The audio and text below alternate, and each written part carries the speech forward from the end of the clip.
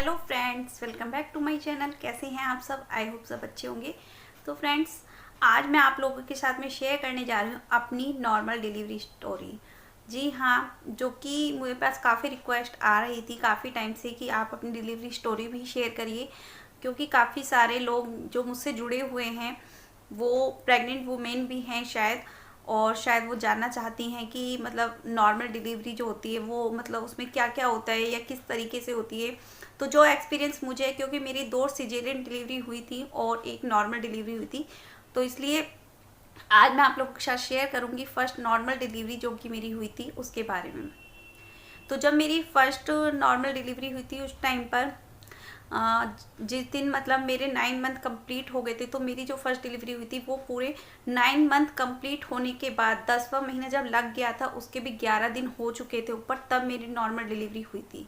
मतलब 9 month complete होने के बाद आप यकीन मानोगे 10 मंथ लग चुका था और उसके भी 11 दिन ऊपर जा चुके थे, तब मेरी नॉर्मल डिलीवरी हुई थी।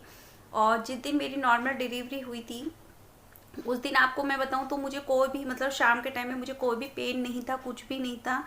और उस टाइम पे मेरी जो जिठानी थी वो हॉस्पिटल में एडमिट थी, क्योंकि उनको टाइफाइड हुआ था और जिसकी वजह से वो हॉस्पिटल में एडमिट थी। और जिस दिन मेरी डिलीवरी होनी थी उसी दिन वो छुट्टी लेकर इवनिंग में घर आई थी, मतलब हॉस्पिटल से। और जब वो घर आई थी तो मुझे ये था कि सारा काम का बर्डन उस टाइम पर मेरे ही ऊपर था। तो मुझे ये था कि जो वो घर आई हैं तो उनके जितने भी कपड़े हैं, मतलब बिस्तर वगैरह जो भी हॉस्पिटल में दिए थे, तो उन सबको वॉश कर देती हूँ अच्छे से, क्योंकि मुझे अपना कुछ भी आइडिया नहीं था कि 1 दिन 2 दिन 4 दिन पता नहीं मैं कितने दिन और हाँ मतलब काम कर पाऊंगी या नहीं कर पाऊंगी, मुझे कोई आइडिया नहीं था। तो उस दिन मैंने लगकर मशीन लगाकर सारे ही कपड़े वॉश कर डाले थे नाइट में ही। और रात के 12 बज रहे थे लगभग, और 12 बजे तक मतलब मैंने लगातार नॉन स्टॉप काम किया था। मुझे कोई भी प्रॉब्लम नहीं थी, कोई भी पेन नहीं था, कोई भी दर्द नहीं था। और मैंने कपड़े वॉश करने के बाद उन्हें छत पर सुखाने के लिए भी गई थी कि मैं कपड़े सुखा भी आती हूँ, क्योंकि मुझे कुछ नहीं है आइडिया कि मेरा कब तक, मैं कितने टाइम तक हूँ या सही हूँ। मतलब मुझे नहीं पता कि मेरी डिलीवरी कब होगी, कोई आइडिया नहीं था। जब मैं 12 बजे के बाद अपने रूम में आई थी सोने के लिए, तो जब मैं लेटी चेंज वगैरह करके कपड़े, तो उसके बाद अचानक से मेरी कमर में पेन होने लगा था। और जब पेन होने लगा कमर में, तो मैं अपने हस्बैंड को बोल रही थी बार बार कि मेरे कमर में पेन हो रहा है। तो उन्होंने मेरे मूव वगैरह लगा दी थी, लेकिन उससे मुझे कोई भी रेस्ट नहीं हो रहा था। मुझे नहीं पता था कि ये पेन जो हो रहा है काम करने की वजह से हो रहा है या डिलीवरी पेन हो रहा है, मुझे नहीं आइडिया था। उसके बाद में थोड़ी देर मुझे रिलैक्स मिलता था, उसके बाद फिर से पेन स्टार्ट हो जाता था। तो इसी तरह से मेरा हो रहा था थोड़ी थोड़ी देर बाद। इस तरह से मुझे लगभग 1 से 1.5 घंटा हो गया था, लगभग 1:30 बज गया था। और मुझे बार बार पेन ही हो रहा था इसी तरह से थोड़ी थोड़ी देर बाद। तो मैंने अपने हस्बैंड को बोला कि आप ना, मेरी मदर इन लॉ जो थी, कि मम्मी को नीचे से बुला लो, मुझे बिल्कुल भी अच्छा नहीं लग रहा है इस तरह से, और आपकी भी नींद खराब हो रही है, आपको सुबह ऑफिस जाना है, तो एक काम करो, आप मम्मी को मेरे पास भेज दो, आप नीचे जाके सो जाओ। तो जब मम्मी जो मेरी मदर इन लॉ थी वो ऊपर आई, तो उन्होंने मुझे बोला कि ये पेन नॉर्मल नहीं है, ये डिलीवरी वाला पेन स्टार्ट हो चुका है, आप डिलीवरी के लिए जाना ही पड़ेगा हॉस्पिटल, कुछ भी मतलब वो नहीं है। और जिस टाइम पर मुझे पेन हो रहा था डिलीवरी वाला, उस टाइम पर आप यकीन नहीं मानोगे, मतलब बाहर एकदम से तेज आंधी और बारिश आनी शुरू हो गई थी, तो हम रात में हॉस्पिटल नहीं जा सकते थे। इसीलिए मेरे जो मदर इन लॉ थी, उन्होंने एक मेरी बुआ जी लगती हैं, उनके पास फ़ोन किया रात में ही। तो वो रात में ही जिस टाइम बारिश आ रही थी, वो बारिश में ही घर से वापस यहाँ पर आ गई मेरे पास, कि पता नहीं क्या कंडीशन है, क्या हालात हैं, किस तरह से वो बारिश में ही भीगते हुए मेरे पास तक आ गई थी रात में। ऐसा वैसे बहुत कम लोग देखने को मिलते हैं जो दूसरों की परेशानी को समझते हैं, पर उन्होंने मुझे समझा और वो रात में ही मेरे पास आ गई थी। रात के 2-2:30 बज रहे थे और वो आ गई थी।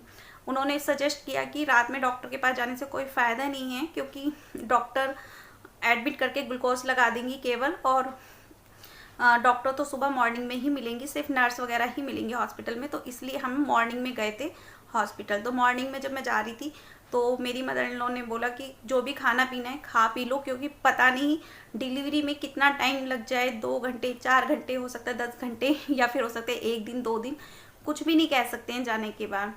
तो उस टाइम मैंने सुबह के टाइम में खाना खाया और उसके बाद मैं हॉस्पिटल के लिए गई। जब मैं हॉस्पिटल में गई तो मेरे पेन हो रहे थे बार बार, पूरी रात हमने ऐसे ही काटी थी, खड़े होके, बैठ के, लेट के पेन हो रहे थे बार बार, कोई प्रॉब्लम नहीं हो रही थी इस तरह से, मतलब आराम नहीं पड़ रहा था बिल्कुल भी।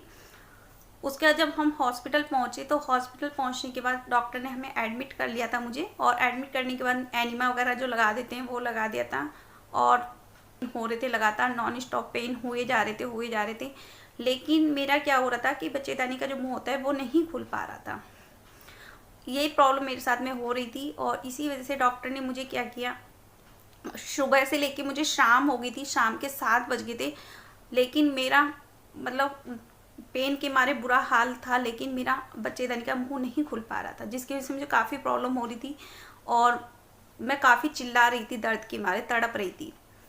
जब मुझे डिलीवरी रूम में ले जाया गया तो डिलीवरी रूम में ले जाने के बाद भी मुझे 1 से 1.5 घंटा हो गया था, लेकिन मेरी डिलीवरी मतलब नहीं हो पा रही थी। तो डॉक्टर ने मतलब जब मेरा मतलब डिलीवरी के लिए बेबी आने वाला था उस टाइम पर एक तरह से ये लगा लिया, डॉक्टर को समझ में नहीं आ रहा था कि वो क्या करें, और डॉक्टर ने एकदम से बोल दिया कि सिजेरियन होगा, अब कोई ऑप्शन नहीं है हमारे पास, एकदम से सिजेरियन होना है बस, अब हम कुछ नहीं कर सकते इसमें, क्योंकि हमने बहुत वेट कर लिया है, बहुत इंतज़ार कर चुके हैं।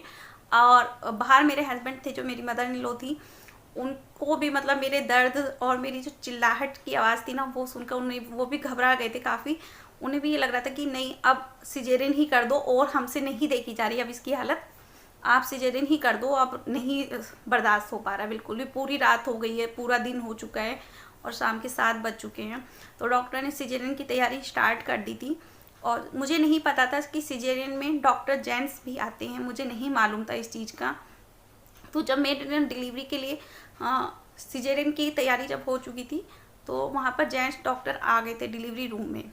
तो जब डिलीवरी रूम में जेंट्स डॉक्टर आए थे तो मैं काफ़ी चौंक गई थी, शॉक्ड हो गई थी इस चीज़ को देखकर, क्योंकि मैंने तो सिर्फ लेडीज़ डॉक्टर ही अभी तक देखे थे और सुने थे, लेकिन मुझे नहीं आइडिया था।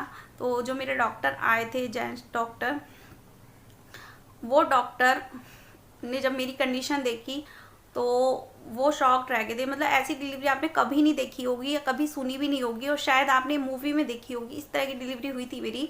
आपने एक मूवी देखी है, three idiot, I think 3 idiot है, 3 इडियट मूवी देखी थी, सेम उसी तरह से मेरी डिलीवरी हुई थी, आप ये देख लीजिए।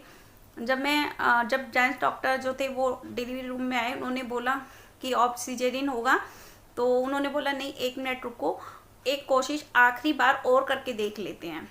तो उन्होंने क्या किया, जो मशीन होती है, जैसे कि वैक्यूम क्लीनर होता है, इसी तरह की उनकी एक मशीन होती है जिसको बच्चे के सर पर लगाकर खींचा जाता है।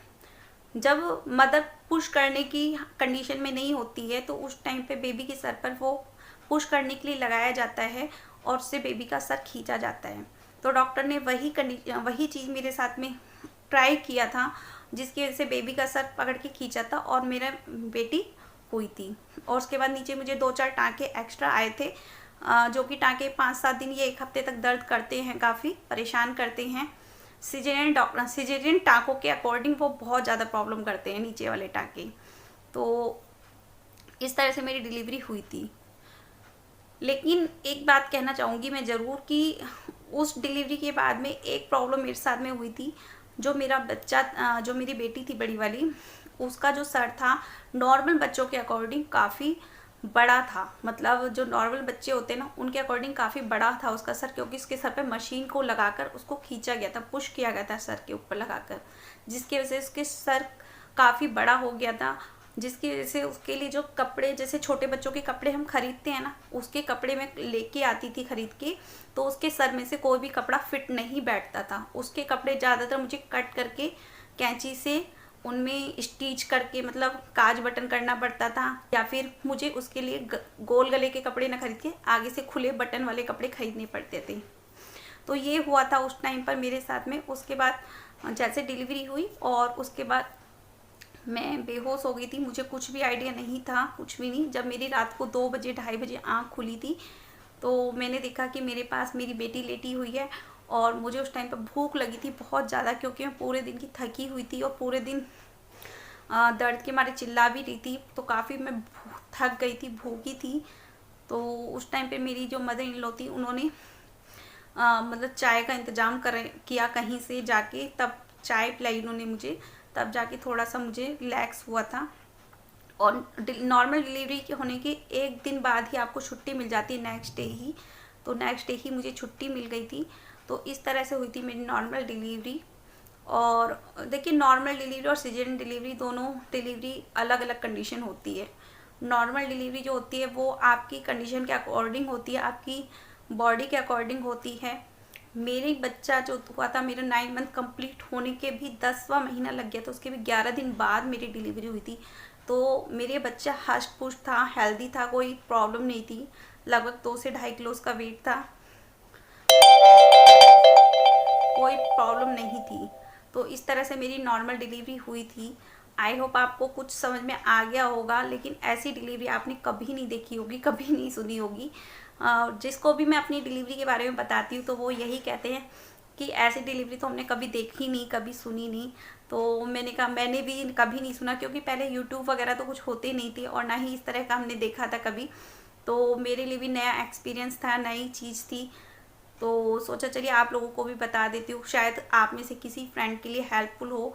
और अगर आपको कुछ भी हेल्पफुल लगा हो तो प्लीज़ मुझे वीडियो में कमेंट करके ज़रूर बताइएगा नीचे, और वीडियो को लाइक और चैनल को सब्सक्राइब भी कीजिएगा विद बेल बटन। मैं आगे आप लोगों के लिए सीजेरियन डिलीवरी स्टोरी भी शेयर करूंगी अपनी, जो कि सेकंड डिलीवरी स्टोरी तो मैं आप लोगों के साथ शेयर कर चुकी हूँ, जो मेरी छोटी वाली बेटी हुई थी सीजेरियन से।